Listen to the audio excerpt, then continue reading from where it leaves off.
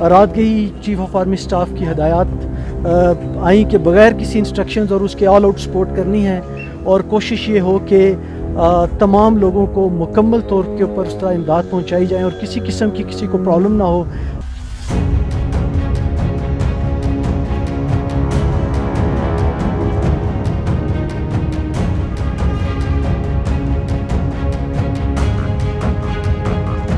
کھوجی T V کے معزز دوستوں، ملکہ کوسار مری میں بہت ہی افسوسناک واقعہ پیش آیا۔ برف پوش وادی ماتم کدہ بن گئی۔ خوبصورت وادی میں پھیلی 400 سفیدی ملک بھر سے آئے سیاحوں کے لیے کفن بن گئی۔ افسوسناک واقعے میں 20 سے زائد افراد لقمہ اجل بن گئے۔ اس واقعے نے ایک طرف پوری حکومتی مشینری کو نہ صرف ننگا کر دیا ہے، بلکہ ہمارے سسٹم کے نقائص یا لوپ ہولز کی نشاندہی بھی کی ہے۔ لیکن اس واقعے میں ایک مثبت چیز بھی ہم نے دیکھی، اور وہ تھی افواج پاکستان کا کوئک رسپانس۔ جی ہاں ناظرین، اس ملک میں پاکستان فوجی وہ واحد منظم اور پروفیشنل ادارہ ہے جو مکمل طور پر اپنی ذمہ داری بخوبی انجام دیتا ہے۔ جمعے اور ہفتے کی درمیانی شب جب مری کی خون جما دینے والی سردی میں بھوکے پیاسے لوگ اپنی گاڑیوں میں ٹھٹھرتے رہے، کانپتے رہے، حکومت کو مدد کے لیے پکارتے رہے، بچے تڑپتے بلکتے اور سسکتے رہے، جس وقت حکمران اور انتظامیہ نرم اور گرم بستروں میں دبکے ہوئے اپنے آرام دہ کمروں میں مزے کی نیند لے رہے تھے، اس وقت افواج پاکستان کے جوان کڑاکے کی سردی میں سڑکوں پر عوام کو ریسکیو کرنے میں مصروف تھے۔ جب سڑک پر گاڑیوں کی قطاریں لگی ہوں، اوپر سے مسلسل برف برس رہی ہو، آگے جانے کا راستہ نہ ہو، ایسے میں بھی پاک فوج کے جوان سمجھے زمین پھاڑ کر مدد کو آگئے۔ سرد ترین موسم یعنی -2 ڈگری سینٹی گریڈ میں پاک فوج کے جوان سڑک سے برف ہٹاتے رہے، لوگوں کی گاڑیوں کے شیشے بجاتے رہے، انہیں نکال کر محفوظ مقامات پر منتقل کرتے رہے۔ پاک فوج نے اپنی چھاونیوں کو بھی عوام کے لیے کھول دیا۔ جی او سی مری میجر جنرل واجد عزیز خود بھی ریلیف اور ریسکیو سرگرمیوں میں پیش رہے۔ رات بھر میجر جنرل واجد عزیز خود ریلیف آپریشن کی نگرانی اور مانیٹرنگ کرتے رہے۔ یہی نہیں بلکہ پاک فوج کے سالار اعلیٰ جنرل قمر جاوید باجوہ بھی رات بھر جاگتے رہے۔ سپہ سالار نے رات کو ہی جنرل آفیسر کمانڈنگ مری میجر جنرل واجد عزیز کو ہدایت کی کہ وہ فوری طور پر پاک فوج کے دستوں کو امدادی سرگرمیوں کے لیے روانہ کر دیں، کسی بھی قسم کی ہدایت کا انتظار نہ کریں اور سڑکوں پر موجود رہیں۔ بس آرمی چیف کی اس ہدایت ملنے کی دیر تھی کہ اپنے چیف کے حکم پر لبیک کہتے ہوئے پاک فوج کے اہلکاروں اور جوانوں نے اپنی جان نہ صرف خطرے میں ڈالی بلکہ 1-2 نہیں 500 سے زائد لوگوں کو بچا لیا۔ تمام افراد کو فوج کی جانب سے قائم کیے جانے والے 5 ریلیف کیمپوں میں منتقل کیا گیا۔ ISPR کے مطابق یہ relief camps army school of technician Barian, military college Murree, APS Guldana اور station supply depot Sunny Bank میں قائم کیے گئے۔ افواج پاکستان کے جوانوں نے سڑکوں پر مختلف گاڑیوں میں پھنسے افراد کو کمبل، کھانے پینے کا سامان، خشک میوہ جات، چنے، پانی کی بوتلیں، بچوں کے بسکٹس اور سنیک سمیت دیگر چیزیں فراہم کی۔ مری ڈویژن کے تمام وسائل بشمول انجینئرز اور مشینری متحرک رہے۔ ترجمان پاک فوج نے واضح کیا کہ تمام لوگوں کو نکالے جانے تک انجینئرز اور مشینری فیلڈ میں رہے گی۔ ناظرین گرامی، پاک فوج کی جانب سے کیے جانے والے اس ریلیف آپریشن کے بعد پاک آرمی ٹویٹر پر بھی ٹاپ ٹرینڈز میں شامل رہی۔ مری میں پھنسے سیاہ آرمی کے جوانوں کو جھولیاں اٹھا اٹھا کر دعائیں دیتے رہے۔ مری کا مال روڈ پاک فوج زندہ باد کے نعروں سے گونجتا رہا۔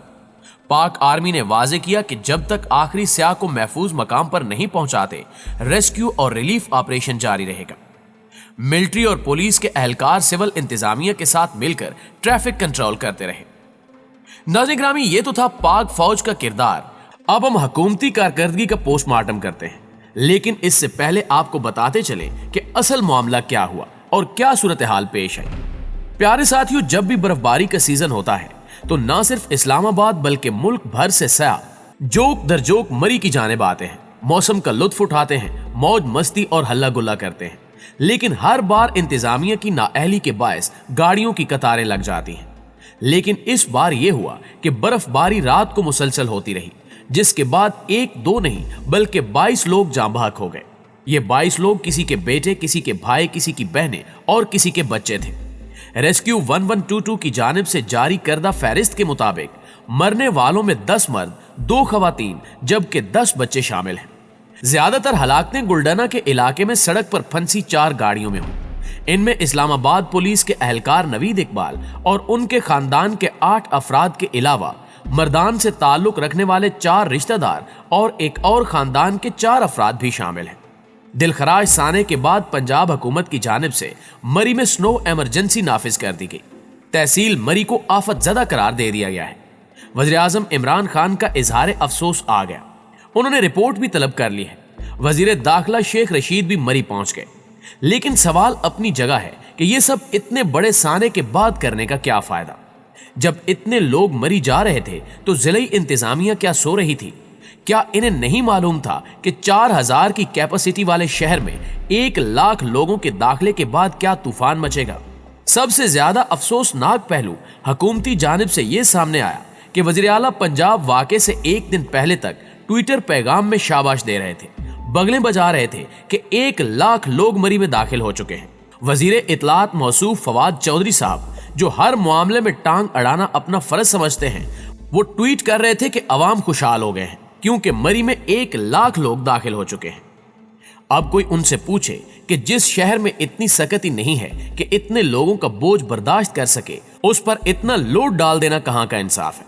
वज़ीर आला पंजाब ने तो जैसे कसम ही खा रखी है कि इन्होंने वज़ीर आला बनने के बावजूद कोई काम करना ही नहीं है। जैसे वो खुद कह चुके हैं कि अभी तो वो सीख रहे हैं, तो लगता फिलहाल यही है कि वो अगले 400 साल तक भी सीखते ही रहेंगे। 22 लोग तड़पते बिलखते और सिसकते हुए मर गए। मदद की दुहाइयां देती माएं अपने जिगर गोशों को सीने से लगाए लुक्मे अजल बन गई। लेकिन इतनी अमवात भी कप्तान के वज़ीर आला पंजाब को न जगा सकी। इन्हें सूरत हाल की संगीनी का एहसास तक न हुआ। बेहिसी और संग दिली का मुजाहरा तो देखें कि मौसूफ वज़ीर आला ने मरी पर कोई इजलास तक बुलाने की जहमत नहीं की, लेकिन 2 से ढाई घंटे तक तंजीम साजी पर इजलास करते रहे। हम ऐसा नहीं कह रहे कि फवाद चौधरी के साथ बैठे वज़ीर तालीम शफकत महमूद ने यह राज फाश किया। अब जैसे ही शफकत महमूद ने यह बताया, मीडिया ने इस पॉइंट को खूब उछाला तो मुल्क में हाहाकार मच गई, जिसके बाद बताया गया कि वज़ीर आला पंजाब साहब खुद मरी जा रहे हैं, जो कि 36 घंटे के बाद भी मंजर से गायब रहे। किसी को कुछ पता नहीं था कि कप्तान के वज़ीर आला आखिर हैं कहां। अगर मरी हैं तो ग्राउंड पर नजर क्यों नहीं आ रहे, और अगर मरी नहीं गए तो फिर आखिर गए कहां हैं। नाज़रीन ग्रामी, एक और अफसोसनाक पहलू था वज़ीर इत्तलात फवाद चौधरी साहब की प्रेस कॉन्फ्रेंस। इन्होंने तो हद ही कर दी। वज़ीर इत्तलात ने अवाम के जख्मों पर खूब नमक छिड़का। मौसूफ ने फरमाया कि इतनी बड़ी तादाद में लोग इतने कम वक्त में अगर किसी जगह पहुंच जाएं तो इंतजामिया के लिए इतनी बड़ी तादाद को संभालना मुमकिन नहीं होता। 1 हफ्ते से इंतजामिया कह रही थी कि वहां न जाएं, और वो एक मर्तबा फिर कहेंगे कि मरी समेत तमाम बालाई इलाकों में इस वक्त बेपनाह रश है, चुनांचे लोग वहां जाने से गुरेज करें। अब बंदा पूछे कि यही फवाद चौधरी 1 दिन पहले तक मरी में 1 लाख लोगों के दाखिले पर लुड़ियां डाल रहे थे और इसे अपनी हुकूमत का क्रेडिट करार दे रहे थे। जब इस मुतल्लिक इनसे सवाल किया गया तो कमाल डिठाई का मुजाहरा करते हुए बोले कि जब हुकूमत कहती है कि सियाहत बढ़े तो इसका मतलब ये नहीं कि 48 घंटों में लाखों करोड़ों लोग वहां पहुंच जाएं, क्योंकि ऐसे निजाम मुनहदिम हो जाएगा। प्यारे साथियों, ये तो था हमारी सियासी क़यादत का रवैया। दूसरी जानिब हमारी पाक फौज है जिसने फौरी और बर वक्त एक्शन लेते हुए अवाम की मदद की। आप खुद सोचें कि अगर पाक आर्मी के जवान इन लोगों को रेस्क्यू न करते तो अमवात की तादाद कितनी ज्यादा हो सकती थी। ये सोचना ही सुहाने रूह लगता है। तारीख गवाह है कि पाक फौज सिर्फ इस वाक़े में ही नहीं बल्कि मादरे वतन के दिफा के लिए हर वक्त तैयार रहते हुए कौम के शाना बशाना खड़ी रही है। आज़ाद कश्मीर और शुमाली इलाकों में आने वाला जल्जला हो, 2010 का सैलाब हो या कोई और आफत, जब जब कौम को जरूरत पड़ी अफवाज पाकिस्तान ने लब्बैक कहते हुए अपनी खिदमात पेश करती। यही वजह है कि अवाम हर मुश्किल वक्त और हर मुश्किल घड़ी में सियासी क़यादत की बजाय पाक फौज की जानिब देखते हैं। और बात यह भी है कि पाक फौज ने कभी भी अपनी कौम को मायूस नहीं किया। पाकिस्तान जिंदाबाद, पाक फौज पाइंदाबाद।